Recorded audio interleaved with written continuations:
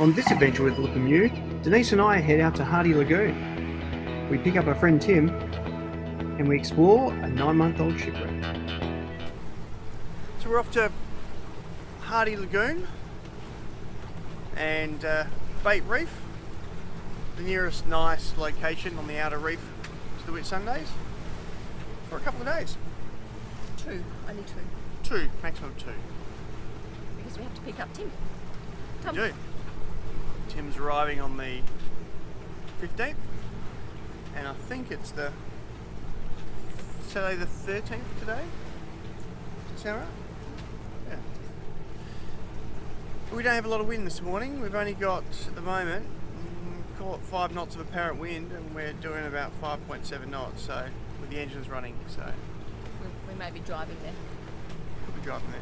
But I think once we get round the top of Hook here, we might end up a little bit more. Okay, so we're going to Hook and Hardy Reef today. That is the Whitsundays. That's Whitsunday Island. That's Hook Island. There's our little boat there. We stayed overnight last night up here in a place called, it's right next to Butterfly Bay, called Maureen's Cove, which is very pleasant. And we are going to the outer reef today. So there's a couple of reefs on the outer reef we've been to.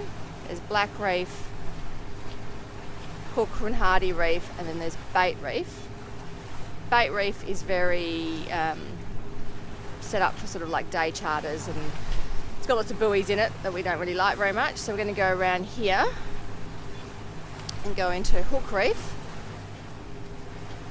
which means we have to go through something that's called the waterfall, which is where we've got that little marker there. So the waterfall is one of 3 places on that wall that empties out in and out during the low and high tide. So we've been through it in low tide and high tide. We'll just see what time we get there today as to which one we go through. And then we normally anchor around about there. And somewhere in here, though we've never found it because it's way back here, is that very famous Heart Reef that you can see on all the commercials.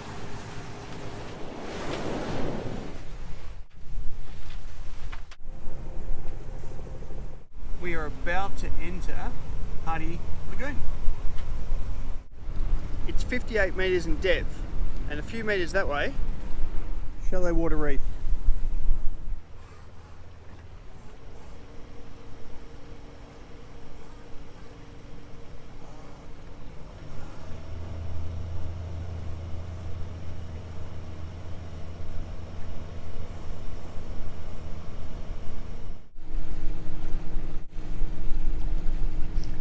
Well, that is a tight gap. So see that bommy straight ahead? No, like in the distance? Yeah. Like it's almost drying bommy? Yeah. That's where we've traditionally anchored.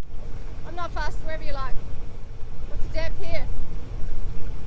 7 So we're going to gain 3. tonight. Yeah, Was it 3?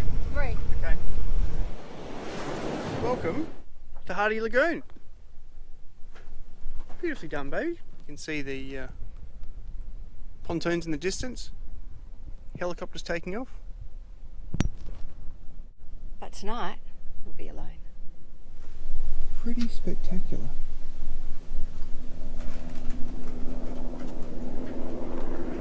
The outer reef. So, as you can see, there is almost no wind at all, and we are totally surrounded by a reef, having passed through what's called the waterfall this afternoon, a tiny gap in the reef where the water predominantly goes in and out. And we're spending the night here, aren't we? Yes. Comment was magical. Pretty well perfect this afternoon. Breakfast on the reef. Outer reef. It's a little bit rough. having just picked up our friend Tim, his first taste of sailing is big seas and heavy winds. What is happening today, Tim? Well, Denise, as I understand, what's going to happen is that Jamie is going to take his fantastic drone, which you can see there, and he's going to take some fantastic drone shots of the beautiful beach that we're on at the moment.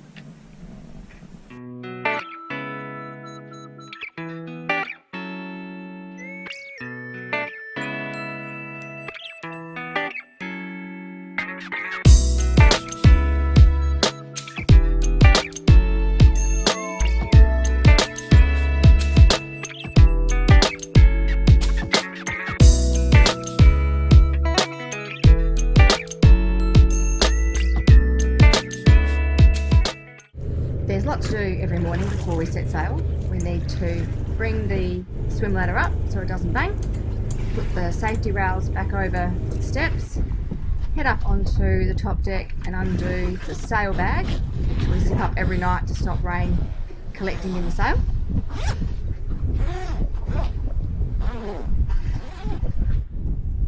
Undo the main halyard, which bangs if we don't clip it up overnight. Pull that tight and then undo all the ropes we're about to need to put the sail up. They're the two reefing lines, the green one and the yellow one. Release them so they're ready to pull through. And then with the anchor we take off the safety chain, pull it up. This is the snubber that we put on to hold the boat into a really good position. Pull that through and hook it up onto the deck so we don't lose it. And then pull the anchor up. That means the anchor's free and we're good to go. Stow the remote control, put the safety chain back on, and we're good to go. Lost the shackle on our second reef.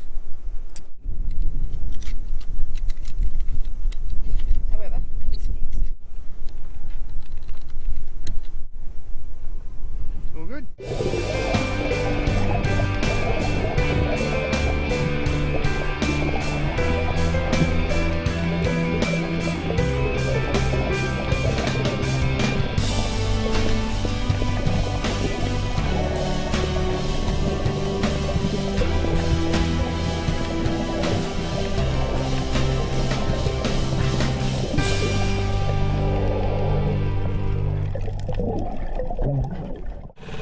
We're off to investigate a shipwreck that was washed up on the island just ahead of us during Cyclone Debbie.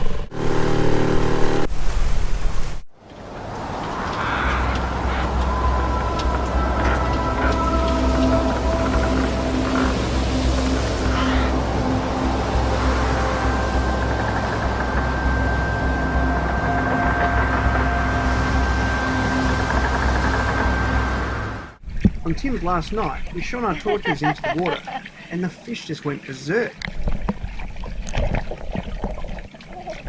We've never seen so many fish off the back of the boat. And we think these are juvenile garfish.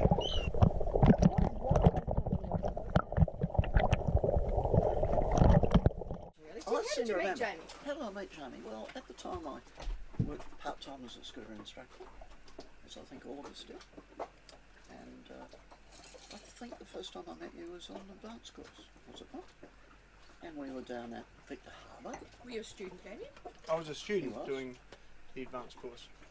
And the weather was absolutely appalling. It's because we were in South Australia. Exactly right, and I'm quite sure I would have said something like, okay guys, let's all get kitted up, let's get into the water, it's going to be fantastic. And what I would actually have been thinking is, this is going to be freaking cold and we're not going to see anything. Some 21 years ago.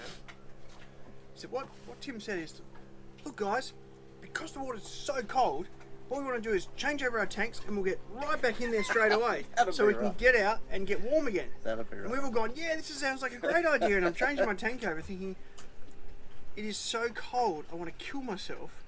And now I'm about to get back in there voluntarily. What the hell is all that about? Having been on the boat now for a few days, 4 days, how would you describe living on a boat? Rough. Rough. Well, we had some rough weather, of course. You have had the roughest trip of anyone that's been up here. Yeah, you're right. By 100 times. You did not have the same experience as everyone else. How's the food been over the last 4 days? Well, for someone like me who's used to eating gourmet food, you know, at least once every couple of years or so, it's been fantastic.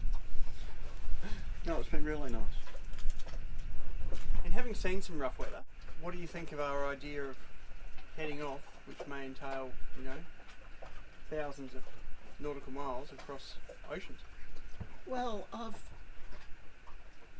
have other friends in Adelaide, and from time to time I've said, yeah, my close friends Jamie and Denise are sailing off around the world. And a common reaction, and admittedly from people who don't know anything about sailing, and that includes me, common reaction has been, oh, you know, it sounds pretty, do they have the experience to do that? And I think that's a fair question. However, when it was rough a couple of days ago, you know, it really did look seriously rough to me. It was like if you fell off the boat, you know, there'd be quite some issue as to whether you could actually get back on the boat. Well, it depends who falls off as to whether we get them back on again. Yeah. But what I was leading to was I thought that, you know, I don't know anything about sailing in rough weather, but you don't have to be Albert Einstein to detect basic competence, or, you know, good competence in people doing a job. And I thought it was rough as, and you're manipulating all the equipment, and we were sailing where we needed to sail. So I think it's fantastic. I'm sure that you'll go exceptionally well. As a result of what I saw the last few days, I'd say.